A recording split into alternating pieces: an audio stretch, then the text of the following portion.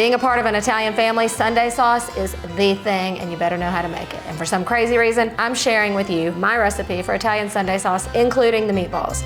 The thing with Sunday sauce is that everyone's is different, yet everyone's is the same, because it's like we make it all with the same type of ingredients, but no two pots are the same.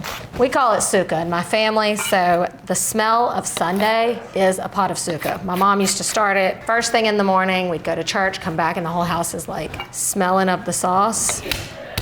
My ultimate goal is to make mine taste like my grandmother's, but I can't do it. My brother comes close, but he won't share his secret.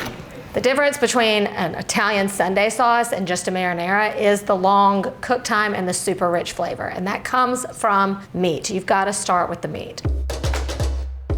I'm starting with neck bones. This is like a true delicacy for like barely any dollars. And when I'm going all out, I of course include the Italian sausage. Look at my grandfather, isn't he cute? The sad thing is, if you live outside the Birmingham, Alabama area, you can't get this, but one day. Fun fact, in addition to neck bones, we used to also put pigtails in there. When this simmers all day in the sauce, we're gonna season them up with some salt and pepper and then just brown them up in a little olive oil. Just any olive oil will do. We don't have to get snobby with it. I mean, we're cooking neck bones. You wanna get a good crust on these for flavor. The only difference between me doing this right now and on a Sunday at my house is that I'm not in my pajamas. That's really the way I like to cook. It's not the prettiest thing, but don't be scared. You want that brown color, that's flavor, but the meat is gonna end up being sweet in the end. They definitely don't have to be cooked through, just develop some color. If you don't have neck bones or can't find them at your grocery store, a good substitute would be like country style ribs. So there's our first layer of flavor. In the same pot, you don't have to do anything else. We're just gonna go in and brown our sausage. I like it about the same size as a meatball so that when you're making your plate at the end, you get a little sausage, a little meatball, and because it's the way my mom did it. Wow. It's my first day. Okay, you wanna see what this looks like? Plus, when you cut it like this, it stretches further. I really started becoming known for the sauce in college. I lived in the dorm and my brother had a house and he had 3 roommates. And on Sundays, I would go over there and make the sauce for them while I did my laundry at their house. And they were always appreciative. I guess I felt like I had to pay them for the laundry. Getting a little concerned that I did not choose a big enough pot. We'll cross that bridge when we come to it. All right, I'm gonna pull out the sausages. They're definitely not cooked through. That's okay. We've got the drippings from the pork and the sausage along with that olive oil. 2 handfuls of onions, a handful of garlic. Wish I would have brought my wooden spoon to show you, but a true Italian has a wooden spoon that they use for their sauce, and you'll notice that one side is always a little more worn from all the stirring. This is gonna become my special spoon.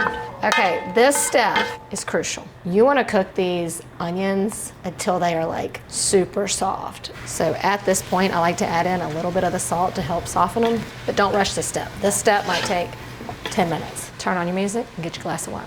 Growing up, my mom just used tomato paste and water. As I grew up a little bit, I like a little more texture. So I'm gonna use a combination of paste, and then I'm gonna do a combination of crushed tomatoes and tomato puree. Sometimes I don't do this, but when I was trying to create a recipe for you, I felt like I need something, consistent. So this can be that. What do you use in your Sunday gravy? P.S. Some people call it gravy. What do you call it? Our onions, this is what you want right here. You can see they have fully transformed into this like soft, melty onion situation. You always want to add your tomato paste in with the olive oil and onions and kind of like cook it for a second.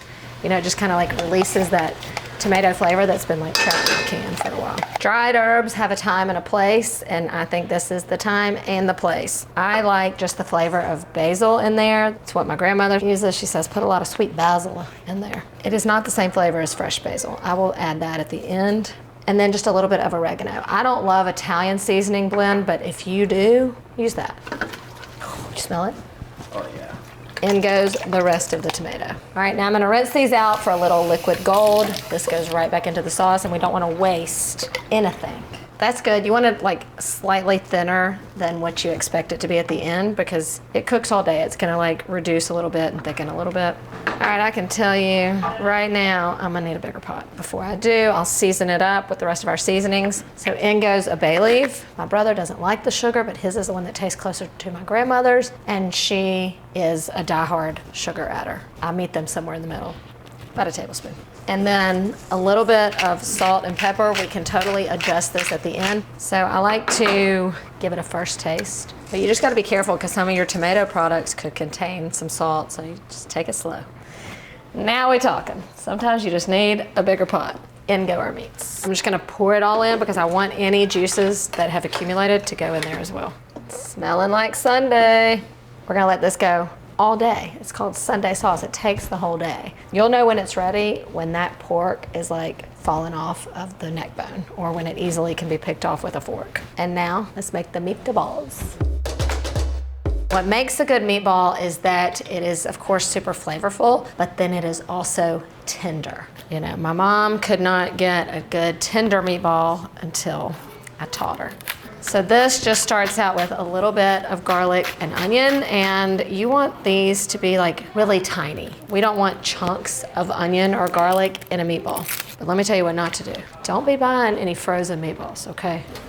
It is not the same. The only time a frozen meatball is acceptable is when it's your frozen meatball that you made beforehand. Chopping garlic is probably one of my least favorite activities in the kitchen. It's because of this. It just sticks to your hands. It drives me crazy. It's like peeling butternut squash. Okay, so a trick to getting your meatballs to stay nice and tender is not to overwork the meat. So what I like to do is put all of my ingredients into the bowl first, get all those mixed up, and then add your meat last so that you don't have to like mix it all together later once the meat is added. All right, then my herbs, I'm going in with some chopped parsley and basil. Don't have to worry about precise knife skills here.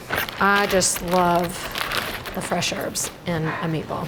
Next, go in with the egg. So for every like pound of meat, I usually do an egg. So I'm gonna do 2 eggs, but then I always add an extra egg yolk. I don't know why, it just adds to like the richness of it. The egg is crucial because it's what holds the meatball together in combination with the breadcrumb. I do a little half and half. Now there is a little bit of Parmesan cheese in the Italian seasoned breadcrumbs, but you gotta have more. You know, about that much. Well, about 2 of those. And then I like to mix that together first. Something like that is what you're going for. I'm just doing an Italian style breadcrumbs because that's what, I don't know, I just like it, even though it's not homemade. And I want them to kind of soak and absorb some of this before I mix in the meat. So I just kind of sprinkle the breadcrumbs until it like covers the surface of that. Give that a mix. And now we add our meat. Ground round has, to me, the perfect amount of fat for a meatball. So I'm going in with, some ground round and also about half the amount of ground Italian sausage. All right, now this is when I like to season with salt and pepper because I feel like the seasoning is more evenly distributed. The comments come when you mix raw meat with your rings on. Let me avoid that. Sound on. Now I know we don't want to over mix, but you do want to mix enough to where it's one uniform mixture. You don't want chunks of filling and meat. All right, the easiest way to roll a meatball is with wet hands. Grandmother taught me that, and this is one of like the first jobs you get as a kid making this with your parents, is you get to roll the meatballs. So my grandmother used to always put like a little bowl of water. You just kind of dip your hands in and keep working. To me, the perfect meatball is like the size of a golf ball. See, perfect golf ball size. You can see that the ingredients are evenly dispersed throughout the meatball. You don't see any big chunks of onion. How many meatballs do you think you've rolled out? 10,000. I guess I need to calculate that per year I've been alive. You know, like divided by 25. See how when your hands are damp, it just like rolls so easy.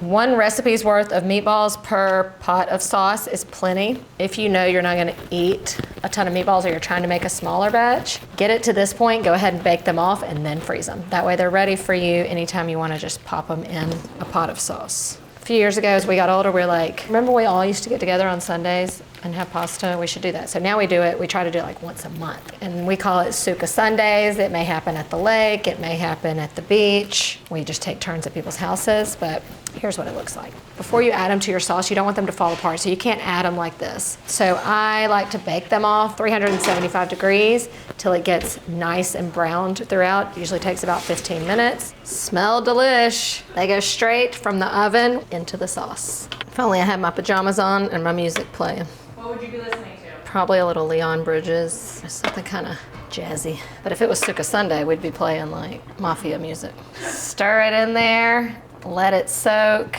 All your work is done. The payoff is gonna be amazing. So take the time, soak up your Sunday, enjoy your life. What was I gonna say? Let this go as long as you can, but at least a few hours. And then I'll see you back to serve it up. Just checking in. A little refill and a little taste test. Now, growing up, we had the loaf of bread on the counter, but it was like the cheap white bread, and you would come kind of taste it throughout the day. So you never really ate lunch, but you'll see in the pot how it goes from like this amount to this amount because people have been eating the sauce all day. Then I started getting angry, so I made that go away. But there's just something about this. It's like chips and dip. It's gonna be good, y'all. This final step is purely optional. I don't always do this, but I do if I have fresh herbs on hand. I like to finish it off with a little chopped parsley and fresh basil. It just kind of has that finishing touch. Does it smell like Sunday to you? The answer is yes. All right, come look at this. You can see how it has reduced. The color has deepened. It's simmering. Oh, if you could smell it. In goes my little freshness. Let's check those neck bones. Oh yeah, look, you can already see. See how tender that is? You can serve this up with whatever pasta you like. I'm going just old school, classic spaghetti. I like to drain my pasta and then toss it with a little bit of sauce before we plate it up.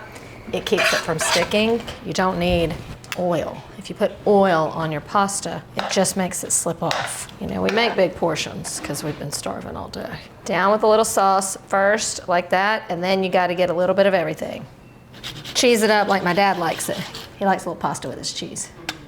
Yum. A little sprinkle of fresh basil because we fancy. Also, it's gotta be piping hot like this.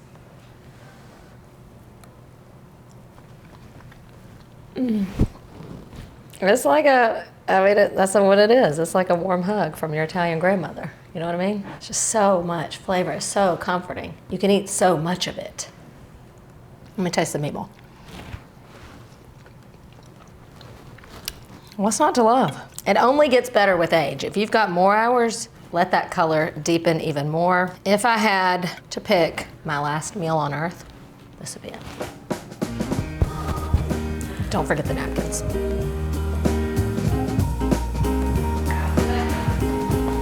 Are you ready? Are you rolling? Are you going? This next step